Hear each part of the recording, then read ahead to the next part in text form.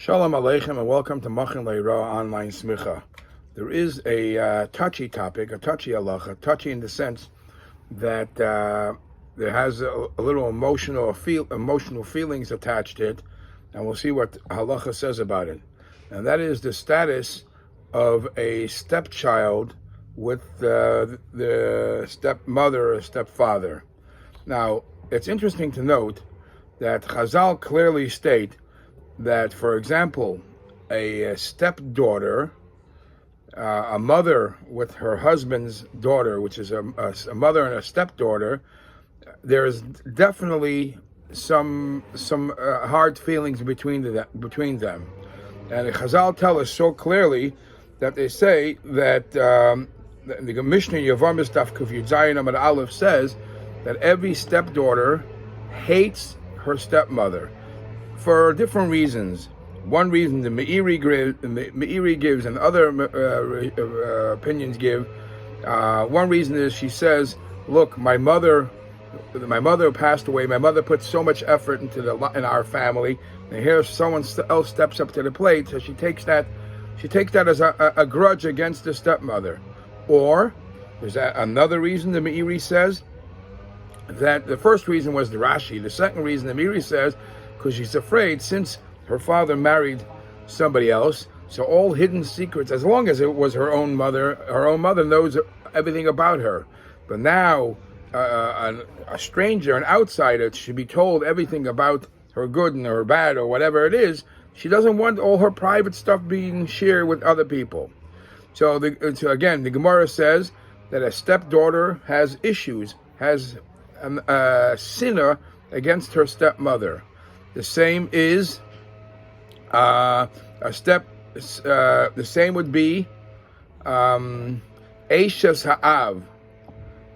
The other way, the mother, the wife, has issues with the stepdaughter, because as the pasuk says, "Kamayim upon him came leiva adam la'adam," that she could feel that she's not being accepted, so she automatically treats the stepdaughter that way. Or that maybe she doesn't feel comfortable with her stepdaughter because, like this, she has a relationship with her husband. It's only between her and her husband. And everything now that she does, somehow this little kid will tell to her father, which is her husband. That usually doesn't happen by regular marriages. Now, this is between a mother, a woman, and a stepdaughter. How about a stepson? So this we have a machlokes in Yerushalmi. This machlokes in Yerushalmi, Yevamos Perek Tezvav Reish Halacha Dalet. If the same logic applies there, because women are definitely more emotional, men don't have that emotion so deep. So maybe men are easier, boys are easier to forgive and to forget.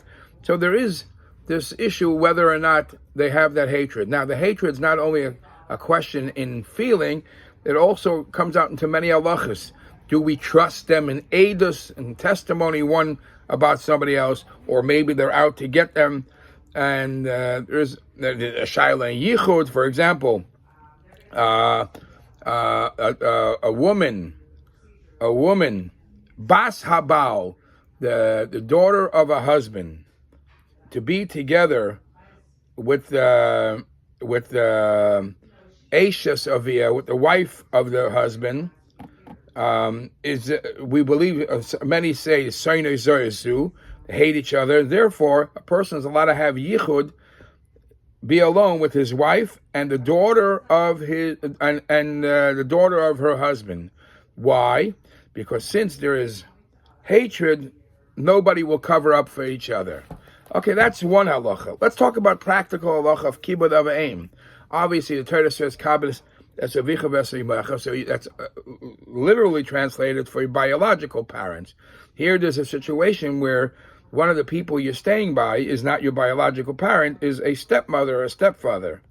So halacha says chayiv adam lechabed eishes avi. You have to respect, you have to honor your father's wife, even though the father's wife is not your mother, as long as your father is still alive. And the same goes the other way around. A person has to respect your mother's husband as long as the mother is alive, and that's because the Torah says kabed es avicha ve'es imecha. Avicha imecha is clear. Your own biological parents you have to respect. What's the es to add? Even if it's not your biological parent, you still have to respect them. Now, there's an interesting thing. We're talking about the negative, how they don't get along. There is a halacha where it shows sometimes they do see past it all, and they do get along. For example, it's mentioned if somebody writes a contract, and he says he's giving something away to his son Yaakov, and it happens to be his son Yaakov is not his real son; it's his stepson.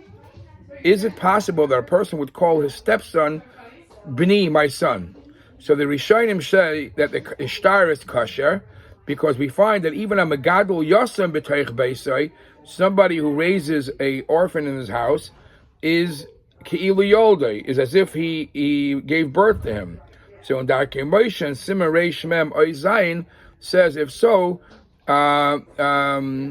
this too would be B'ni, his son. Another reason, since Baal ki ishtoi, husband and wife are considered the same. Now that it's his wife, so his son, her son, it really would be considered his son too. Now I'm not touching about a very, very big issue about yichud in general, or marrying your stepsister, your stepbrother. That's a whole halacha, whether even if it's originally allowed to. There might be a problem of maris ayin, the people don't know. And then there's another thing that's brought in halacha, that if somebody was called up to the Torah as Yaakov ben Yitzchak, and he signs himself that way, not necessarily if there's rumors about that's not his real father, not necessarily the fact that he calls himself ben Yitzchak is a clear proof that it's his real biological father, because derech Adam, it is the way of the world that they call Baal Imoy, that people call, the Chassam Sofer says this, they call their step-parent also father and mother.